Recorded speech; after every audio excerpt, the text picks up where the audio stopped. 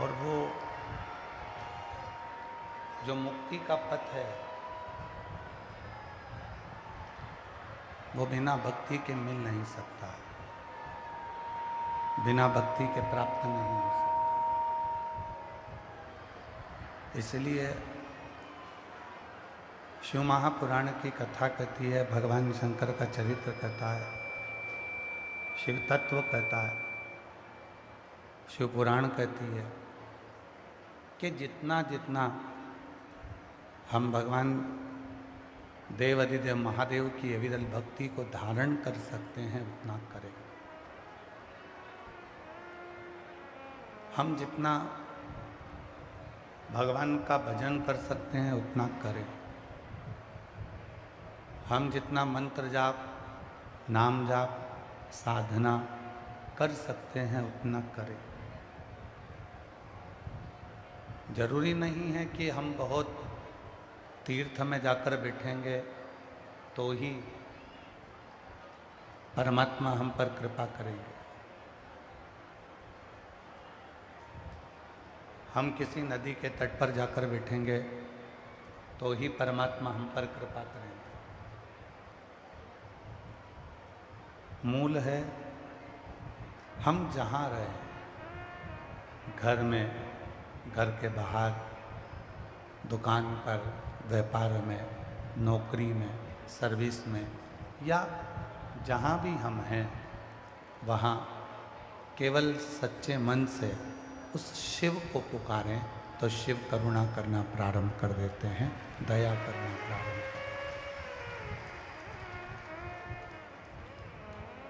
शिव को ढूंढने के लिए, भगवान शंकर को ढूंढने के लिए कोई कहे कि तुम्हें कैलाश पर्वत पर जाना पड़ेगा तो ही शिव मिलेंगे, नहीं।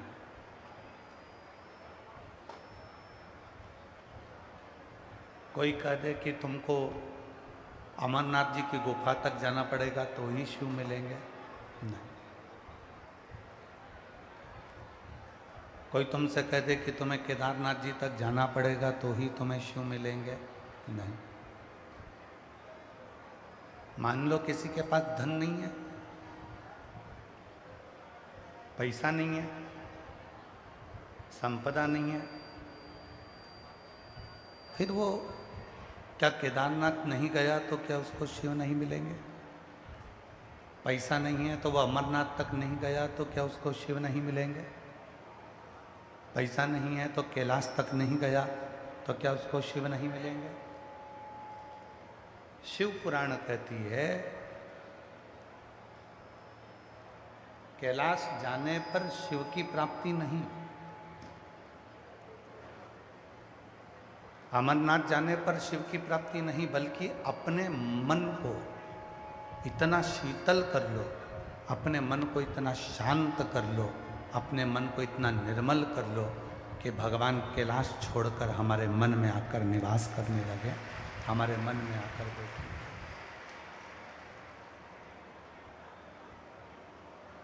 हम अपने मन को शीतल नहीं कर पा रहे।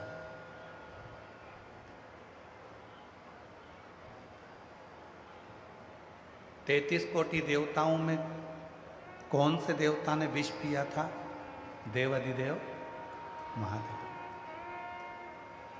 विष पीने के बाद भी मेरे शंकर भगवान विषैले नहीं हुए। विष पीने के बाद भी मेरे शंकर भगवान विषैले नहीं। धतूरा खाने के बाद भी मेरे शंकर भगवान विषैले नहीं। विष धारण करने के बाद भी मेरे शंकर भगवान विषैले नहीं। पर आज का मनुष्य विष नहीं पीता तो भी विषैला। आज का मनुष्य धतूरा नहीं खाता तो भी विषैला। और वो विष उसके बुद्धि में, उसके चित्त में, उसकी जिह्वा में, उसकी वाणी में इतना हो गया, उसके मन में इतना हो गया कि वो किसी को श्रेष्ठ नहीं देख सकता।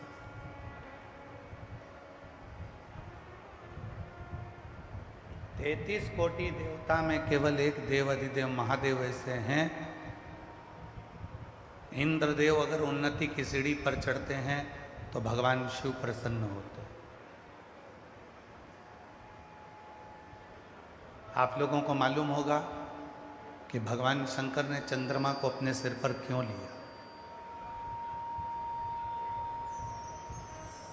भगवान शंकर चंद्रमा को अपने मस्तक पर क्यों लिए? क्या कारण था कि भगवान शंकर को चंद्रमा अपने मस्तक पर लेना पड़ा?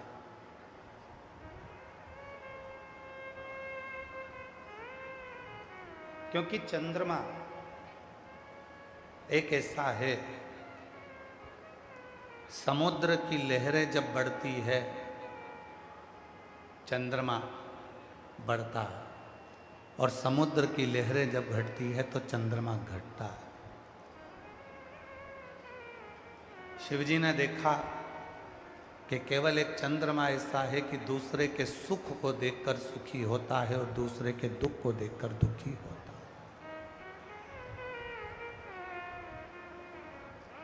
इसलिए मेरे देव अधिदेव महादेव ने, मेरे भगवान ओघड़दानी ने, मेरे शंकर भगवान ने उसको अपने मस्तक पर लिया।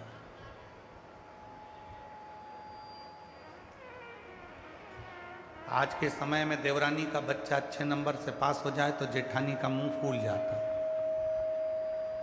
जेठानी को लगता है कि मेरा बच्चा क्यों अच्छे नंबर से पास नहीं है। आज के समय में जेठानी का बच्चा अच्छे नंबर से पास हो जाए तो देवरानी का मुंह फूल जाता है। देवरानी का बच्चा अच्छा कमा रहा है तो जेठानी को बुरा लगेगा, जेठानी का बच्चा अच्छा कमा रहा है तो देवरानी को अच्छा नहीं लगेगा, बुरा लगता है। और शिव की प्रियता क्या है?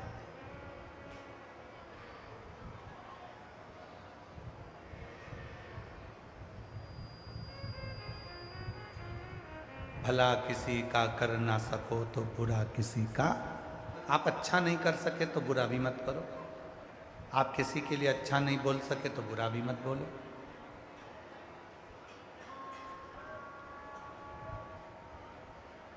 किसी ने बुरा कर भी दिया, कोई बात नहीं, उसके भाग्य में ललाट पर यही लिखा होगा।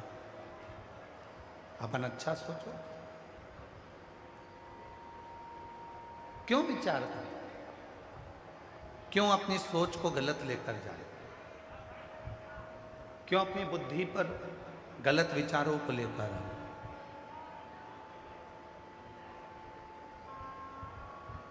महाराज,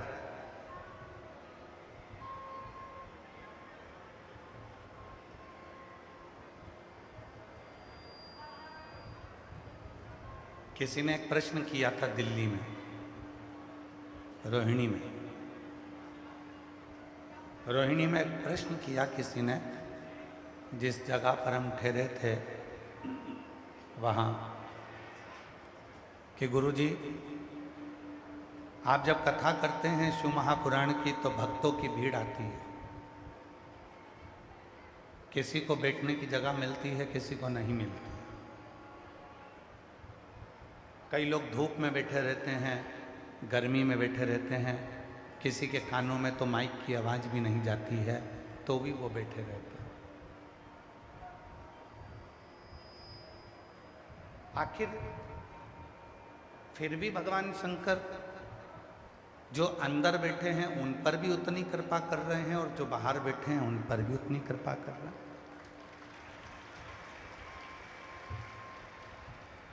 जो पंडाल के अंदर बैठे हैं उन पर भी शंकर जी की उतनी कृपा है और जो पंडाल के बाहर बैठे हैं उन पर भी शंकर जी की उतनी कृपा है। ये कैसे संभव हो सकता है?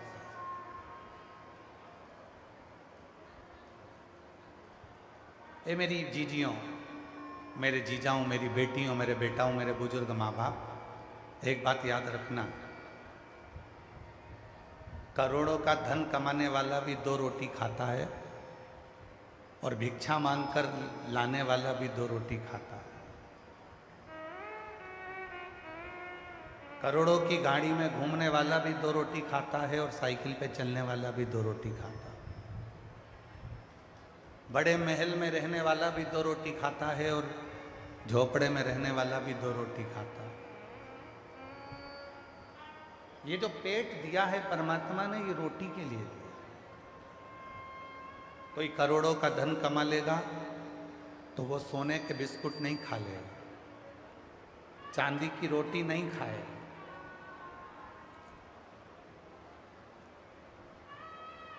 चांदी के सोफे पर बैठ जाएगा, सोने के सिंहासन पर बैठ जाएगा, पर सोना खा नहीं सकता, सोना पी नहीं सकता, चांदी खा नहीं सकता, चांदी पी नहीं सकता।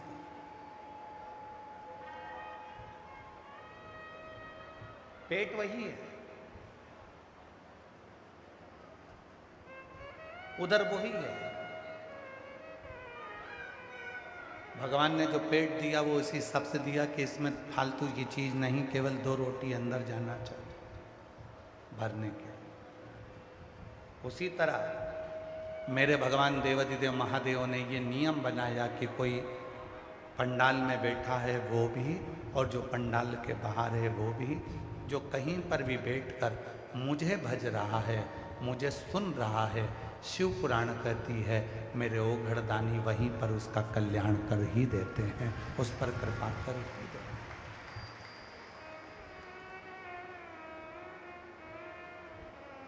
किसी ने प्रश्न किया कि दिल्ली में कि इतनी भीड़ आती है, इतने सारे भक्त आते हैं, बैठने की जगह नहीं मिलती है,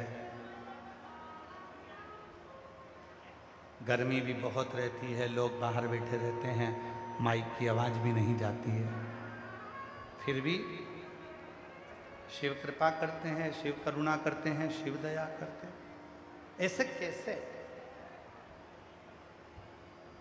शिव कौन है? मेरी हरियाणा की जीजियाँ भगवान शंकर को क्या मानती हैं? हम तो हमारे शंकर भगवान को अपना बाप मानते हैं, पिता मानते हैं। और यदि हम शिव जी को अपना पिता मानते हैं तो आप मेरी बहन हो, मेरी जीजी हो और मेरी बहन हो। अगर आपके भाई का पिता शिव है तो आपका पिता भी शिव ही है।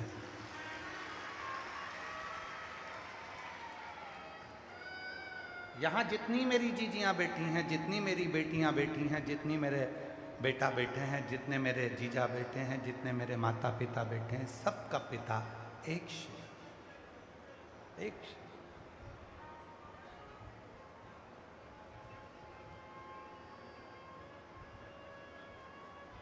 कोई दूसरा पिता ही नहीं।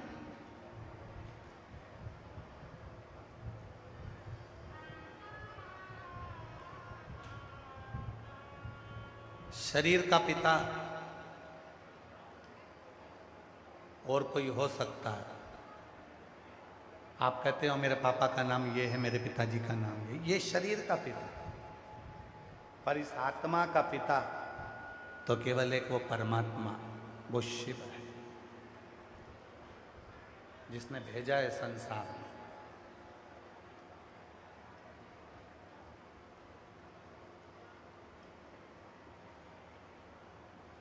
तुम्हारे घर में बुजुर्ग अगर कोई व्यक्ति होगा, बुजुर्ग पिता होगा, वो एक ही बात कहता है, नी कमाना मत कमा, पर कम से कम प्रेम से तो रहो। बोलो सही है कि गलत है? नी कमाना मत कमा, कम से कम प्रेम से तो रहो। मत कमाने जाओ, प्रेम से रहो। मैं कमा के लाऊंगा, मैं तुमको दूंगा, पर प्रेम से रहो। घर का पिता, बुजुर्ग बाप, बुजुर्ग पिता केवल तुमसे एक ही चीज़ मांगता है कि तुम प्रेम से रहो, इकट्ठे रहो, एकजुट होकर रहो, बाकी का सब मैं घर चला दूंगा। उसी तरह शिव भी, वो बुजुर्ग पिता हैं हमारे, वो एक ही बात कहते हैं कि तुम सब जब शिव भक्त एक साथ इकट्ठे होते हो, प्रेम आपस में बढ़ता है, तब शिव करुणा करना चालू कर देता है, कृपा करना चालू कर। तुम एकजुट तो रहो।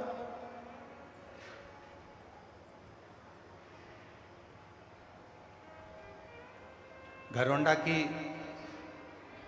36 कौम ने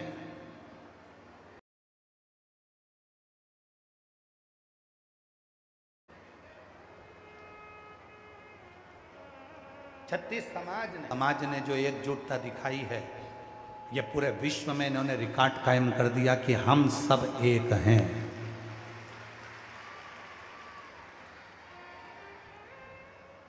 इसमें भेद नहीं है,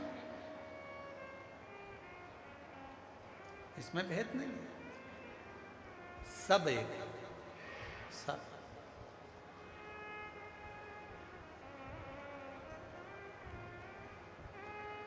हमको स्मरण में आता है, एक बार हम कहीं से कथा कर आ रहे थे और लगभग 19 से 20 साल पहले का प्रसंग है। कथा कर आ रहे थे और कुरुक्षेत्र में हम गए और कुरुक्षेत्र में जब पहुंचे तो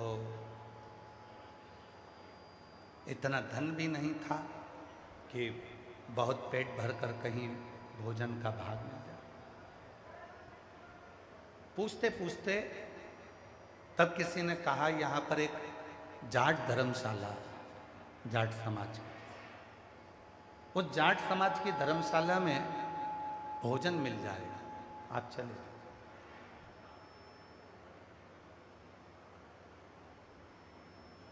वहाँ गए, बड़ा सारा एक हॉल था, उसमें भोजन चल रहा था।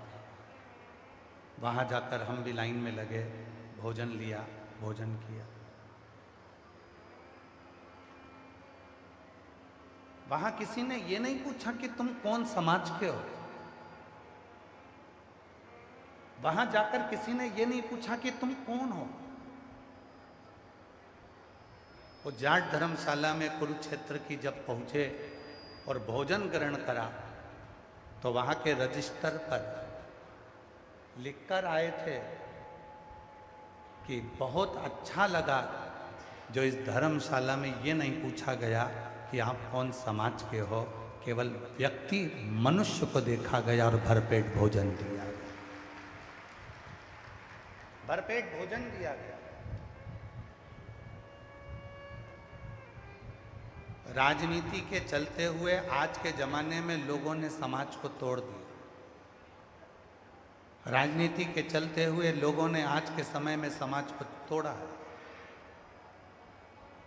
तोड़ा। पर घरौंडा के एक एक व्यापारी ने, घरौंडा के एक एक 36 कौम ने, समाजों ने दिखा दिया कि दुनिया कितनी भी तोड़ ले पर हम सब एक हैं और हम कभी टूटने वाले नहीं, हम कभी टूटने वाले नहीं हैं। शिव को क्या प्रिय है? शंकर भगवान को प्रिय है केवल आपका प्रेम। निर्मल मन सो मोहि पावा और मोहि छल छिद्र कपट ना भाव।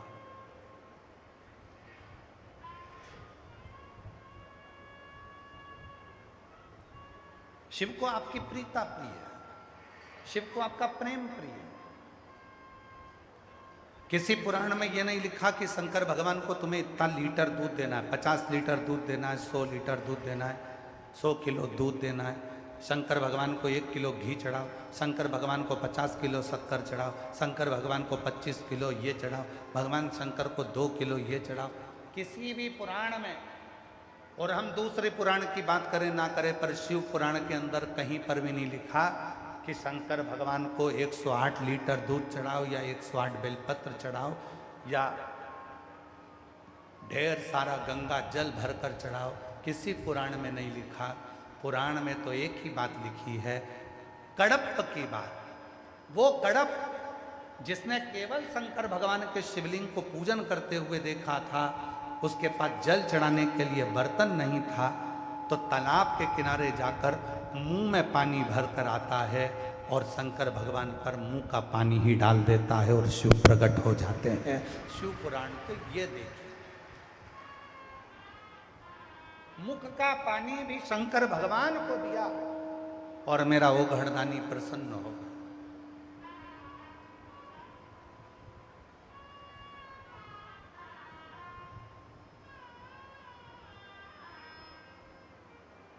शिव पुराण तो यहाँ तक कहती है।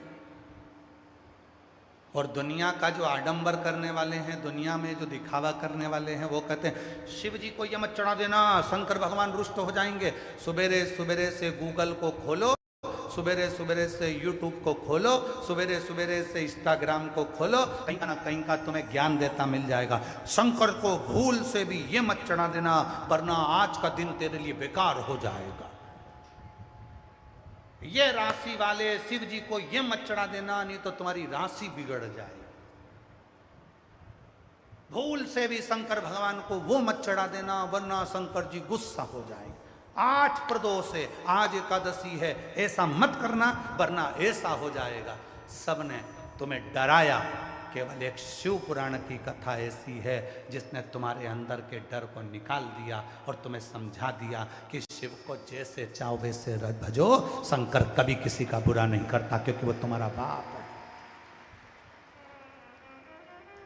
वो तुम्हारा पिता है, वो कभी बुरा नहीं कर सकता, कभी बुरा।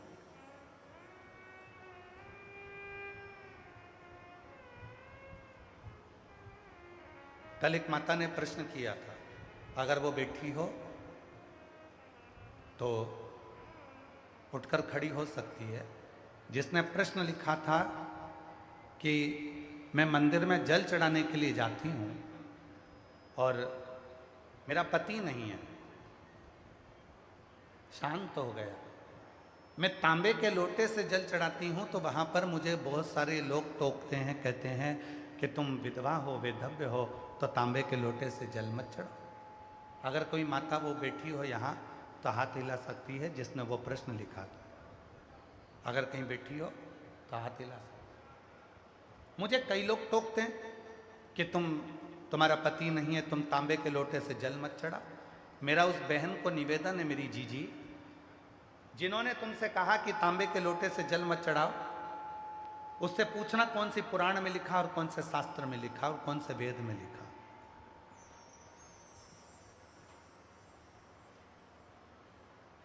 कौन से वेद में लिखा? शरीर के पति हैं, होंगे, पर आत्मा का पति तो वही है ना जिसने तुमको यहां भेजा। आत्मा का तो पति वही है।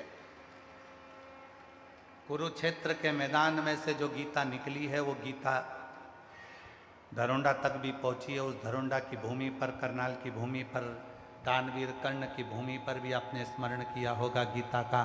गीता में लिखा है, ना इस आत्मा को शस्त्र काट सकता है, ना अग्नि जला सकती है, ना वायु सुखा सकती है, कर सकता है, ना इसको कोई मार सकता है। ये आत्मा तो अजर अमर है। जब ये आत्मा अजर अमर है तो इसका पति भी अजर और अमर है, वो कभी मरता नहीं है। तो ये आत्मा हमेशा अखंड सौभाग्यवती है। इसलिए जल तांबे के लोटे से चढ़ाने में कोई हर्ज नहीं है। तुम सब चढ़ाओ, चाहे कुंवारी अवस्था में चढ़ाओ, चाहे सौभाग्यवती होकर चढ़ाओ, चाहे जैसी अवस्था में हो वैसे चढ़ाओ, कोई दोष नहीं है। ये आडंबर है केवल तुम्हारा। लोग कह देते हैं कि तांबे के लोटे से ये मत चढ़ाना, तांबे के लोटे से जल मत चढ़ाना, तांबे के लोटे से ये मत करना। क्या स्त्री अगर बेधव्य हो जाए तो क्या पशुपति व्रत नहीं करे? सोमवार का व्रत नहीं करे? 16 सोमवार नहीं करे? संकट सोमवार नहीं करे? कौन से पुराण में लिखा है? ऐसा कोई व्रत नहीं है, सब कर सकती है। शंकर भगवान का हरतालिका तीज का व्रत एक ऐसा व्रत होता है, यह माताएं करती हैं कि नहीं हमको नहीं मालूम। हरतालिका तीज का एक व्रत ऐसा होता है जो स्त्री जब तक अपनी अंतिम सांस गिनती है पलंग पर पड़े होकर, तब तक भी हरतालिका तीज का व्रत करती है। यहां तक शास्त्र में वर्णन आता है। वो किस अवस्था में, किस दशा में है, चले।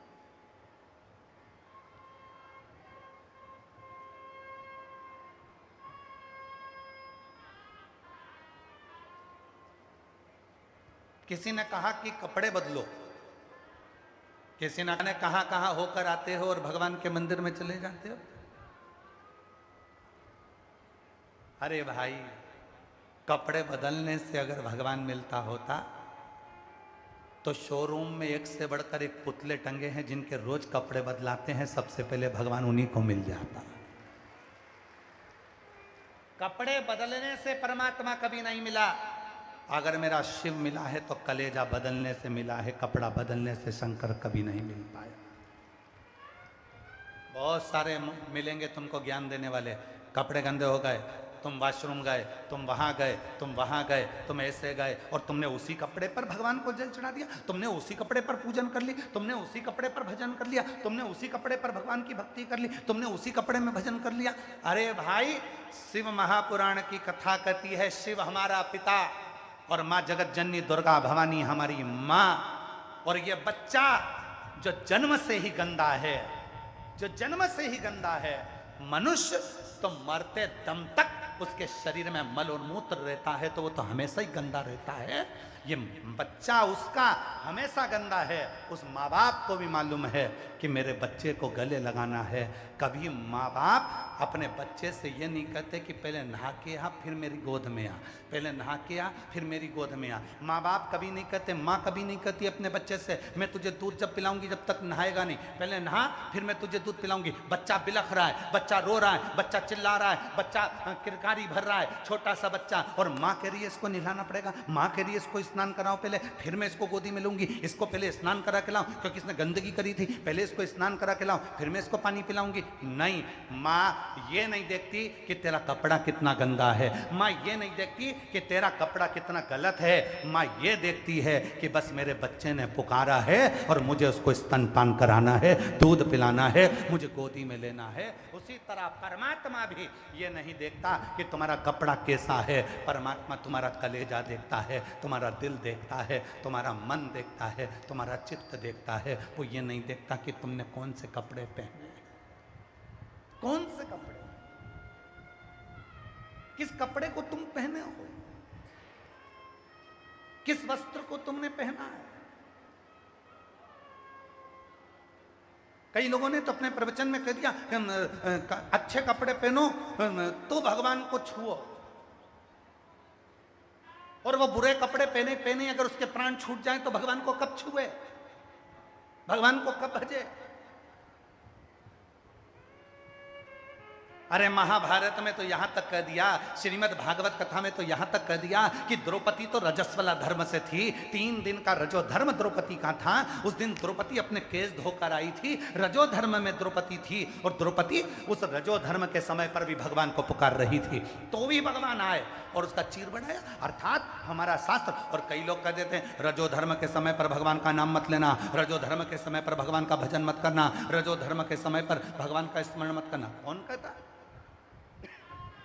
उसका नाम लेने में, उसको पुकारने में कभी समय मत देखो, कभी ये मत देखो कि कौन सा समय होगा, कौन सी घड़ी होगी, कौन सा पल होगा, ना जाने कौन सी श्वास हमारी आखिरी है। उसको तो तुम पिता मानकर जब चाहो जब पुकारो, जब चाहो।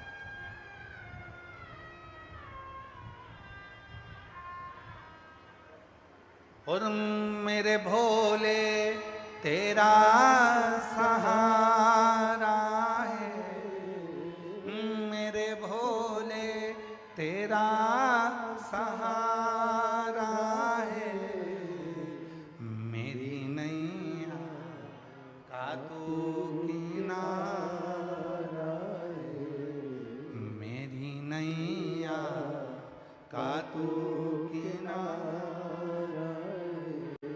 मेरे बाबा तुझे पुकारा है, मेरे बाबा तुझे पुकारा है, मेरी नैया का तू किनारा है, मेरी नैया का तू किनारा।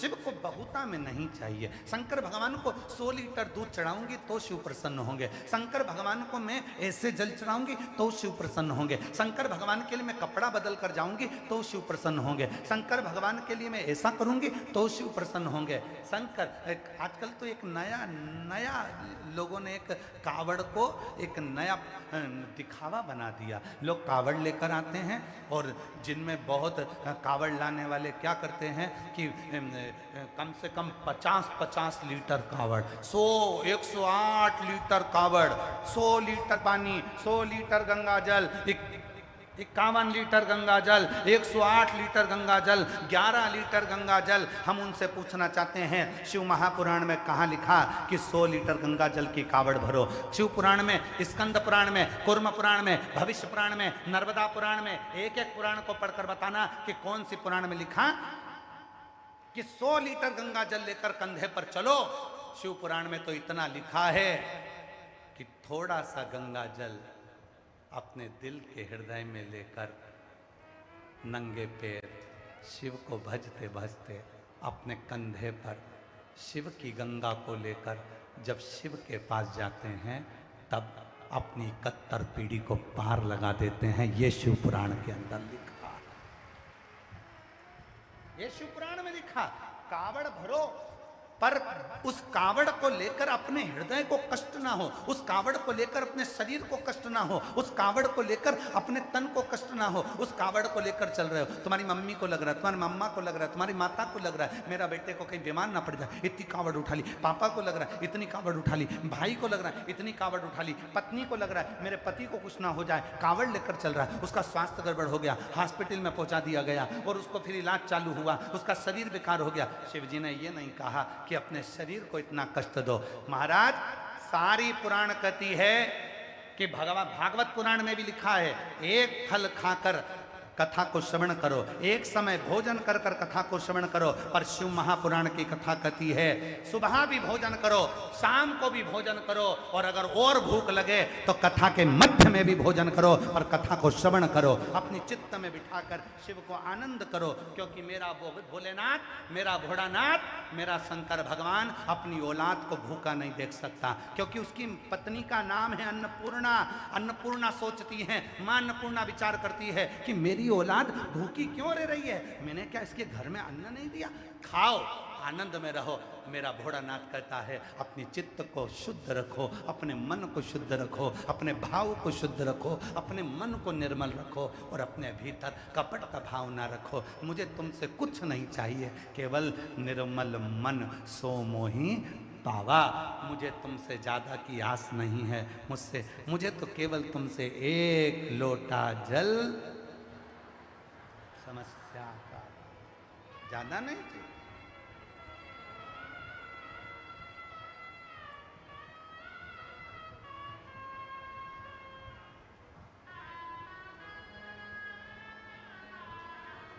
ये जितने ज्ञान देने वाले तुमको मिले कि शंकर जी को ये मत चढ़ाना, पाप लग जाएगा, दोष लग जाएगा, शिव जी को ये मत चढ़ाना, आज प्रदोष है ये मत चढ़ाना। आज शिव महापुराण की कथा के कुमार खंड में लिखा है, शिव महापुराण की कथा जहाँ होती है, अगर उस कथा के मध्य में प्रदोष पड़ जाए, उस कथा के मध्य में सोमवार पड़ जाए, उस कथा के मध्य में यदि शिवरात्रि पड़ जाए, उस कथा के मध्य में यदि अष्टमी तिथि पड़ जाए, अगर ये 4 चीजों में से कथा के मध्य में कोई भी एक चीज पड़ गई और उस दिन तुमने कथा को श्रवण कर लिया, स्वयं तुमरुका जी का चरित्र आता है। शिव महापुराण की विद्येश्वर संहिता वर्णन कर रही है, शंकर पार्वती कथा सुनने के लिए ईश्वर गोरा बनकर बैठ गए। शिव और पार्वती ईश्वर गोरा बन गए, कथा सुनने के लिए गणागौर बनकर गणगौर बनकर बैठ गए। 33 कोटि देवता आ गए, सारी नदियां आ गई, सारे सरोवर आ गए, सारे तालाब आ गए, सारी बावड़ियां आ गई, सारे तीर्थ आ गए। इतने सारे तीर्थ, बावड़ी, सरोवर, कुंड सब आकर इकट्ठे हो गए, सारे की सारे। शिवजी ने पूछा, कथा सुनने के लिए हम बैठे हैं तो तुम सब क्यों आए? तुम्हें तो सृष्टि का कार्य करना है, सृष्टि को आगे बढ़ाना है, और तुम सब कथा सुनने के लिए आ जाओगे तो फिर सृष्टि के कार्य को कौन करेगा? सारे देवताओं ने कहा हमको भी शिव पुराण की कथा सुनना है, तुम रुका जी के मुख से। शंकर भगवान ने कहा तुम सब जाओ, एक काम करो, कथा के मध्य में अगर प्रदोष पड़े उस दिन तुम सब आ जाना, और अगर प्रदोष नहीं पड़ा तो जिस दिन सोमवार पड़े उस दिन तुम सब आ जाना। सोमवार नहीं पड़ा तो अष्टमी तिथि पड़े तुम सब आ जाना, वो भी नहीं पड़ा तो कथा के मध्य में अगर शिवरात्रि पड़ जाए महीने की तो तुम सब आ जाना। जिस दिन तुम आओगे बैठोगे, जो भी कथा श्रवण कर रहे होंगे उनको किसी तीर्थ में जाने की जरूरत नहीं पड़ेगी। जब सारे तीर्थ प्रदोष के दिन कथा में आ जाएंगे तो उसका फल उन सभी श्रोताओं को प्राप्त हो जाएगा। इसलिए शिव महापुराण का कथा का छठा दिन क्या कहलाता है? जम के बोलो जरा। शिवरात्रि। कथा का छठा दिन शिवरात्रि कहलाता है। शिव भक्त आते हैं अपार संख्या में, लाखों लाख शिव भक्त पहुंचते हैं कथा के छठे दिन कथा को श्रवण करने के लिए। रात भर पंडाल में कीर्तन करते हैं, सुबह 8 बजे कथा श्रवण करते हैं और सब अपने घर को चले जाते हैं। उनको मालूम है कि कथा की शिवरात्रि होगी तो सारे नदी, तालाब, बावड़ी, सरोवर, कुंड, सारे तीर्थ उस दिन कथा में रहेंगे। और हमने अपनी जिंदगी के अगर कोई पाप भी कर दिए होंगे और वहाँ कथा के मंडप तक अगर हम पहुँच गए होंगे तो हमारी जिंदगी के सारे पाप समाप्त हो जाएंगे और हमारा कल्याण हमारा भोलेनाथ कर देगा। उसको मालूम है।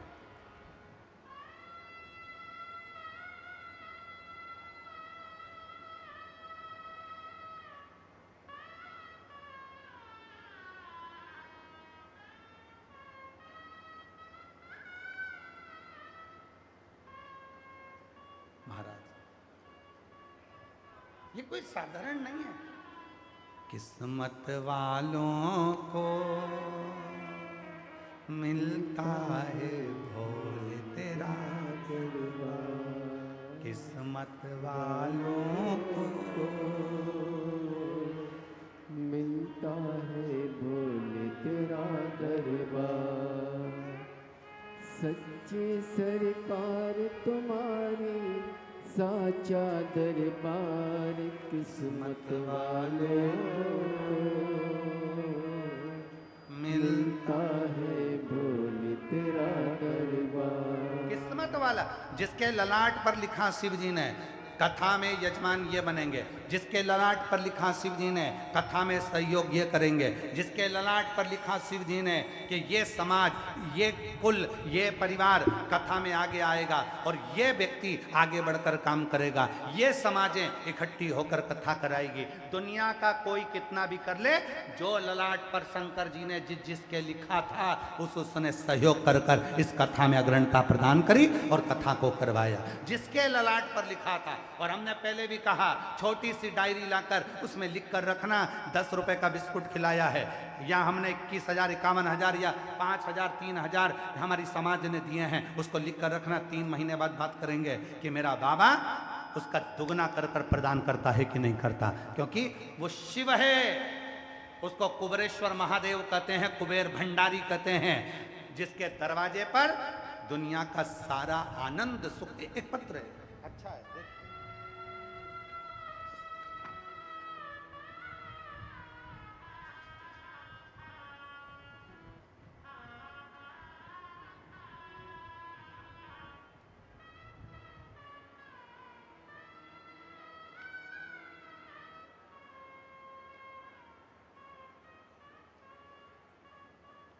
पत्र पढ़िएगा जरा।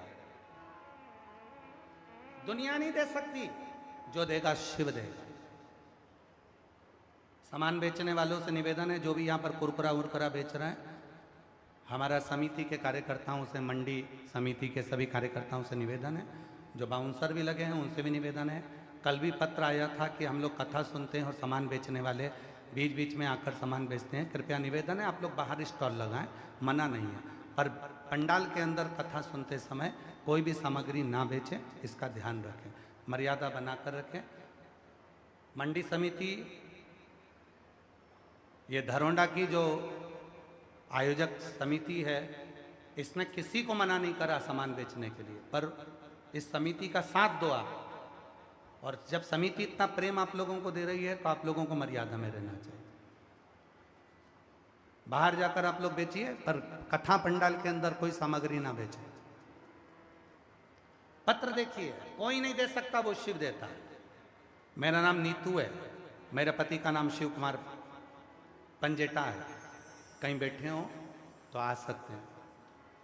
मेरा नाम नीतू है, मेरे पति का नाम शिव कुमार पंजेटा है। गुरुदेव, गांव सिरसमा, जिला कुरुक्षेत्र की, हरियाणा की रहने वाली हैं। कहीं बैठी हों आ सकती हैं, हाथ हिला सकती हैं, और अगर आई हों तो आ सकती हैं। कुरुक्षेत्र हरियाणा की रहने वाली हूँ, मेरा मोबाइल नंबर ये है। गुरुदेव, हमारे ऊपर बहुत कर्जा था। एक समय ऐसा आया कि हमारे पास बच्चों की स्कूल की फीस भरने तक के पैसे नहीं थे। हमने लोगों से उधार लेकर बच्चों की स्कूल की फीस भरी। गुरुदेव, मुझे और मेरे पति को चिंता रहने लगी कि घर कैसे चले। मैं घर घर में अकेली बैठकर रोया करती और सोचती रहती, कर्जा कैसे चूके। जहाँ कोई काम मिल जाता वहाँ करने के लिए चले जाते। थोड़ा बहुत काम मिलता, 100-200 रुपये कमा कर वापिस अपने घर को संभालते, पर समझ नहीं आता कि करे क्या। फिर मैंने एक दिन आस्था चैनल पर आपकी कथा सुनी। उस समय आप पत्र पढ़ रहे थे। गुरुदेव, उस पत्र को सुनकर मुझे कथा पर विश्वास हुआ। फिर मैं रोज टीवी पर आगे आसन लगाकर बैठती और कथा सुनती। रोज महादेव को जल चढ़ाती और आप जो उपाय बताते वो उपाय करती। मैंने पशुपतिनाथ का व्रत करने का प्रारंभ किया और रोज कथा सुनती। मैंने 3 बार पशुपतिनाथ का व्रत किया। फिर जब आपकी कथा भटिंडा पंजाब में आई तो मैंने भटिंडा में पंडाल में बैठकर कथा को, पहली कथा सुनी। गुरुदेव, दूसरी कथा मैंने फरीदाबाद में सुनी, तीसरी कथा मैंने सिरसा में सुनी, और गुरुदेव तीसरी कथा में मैंने पंडाल में बैठकर कहा, बाबा तू सबकी सुनता है बाबा, अगर मेरी मनोकामना पूरी नहीं हुई तो मैं जब भी कथा कहीं नज़दीक आएगी ना तो मैं पंडाल में बैठकर सारी कथा सुनूंगी बाबा। कुछ ऐसी कृपा कर दे बाबा कि मेरी झोली भर दे। हर सावन में जैसे आप पार्थिव शिवलिंग का पूजन कराते हो वैसे मैं करने लगी। गुरुदेव, मुझे नहीं मालूम कि पार्थिव पूजन की बेलपत्र रखने से कितना फायदा होता है। आपने तो ऑनलाइन पूजन कराई, मैंने उसकी बेलपत्र अपने पास में रख ली और बाबा की कृपा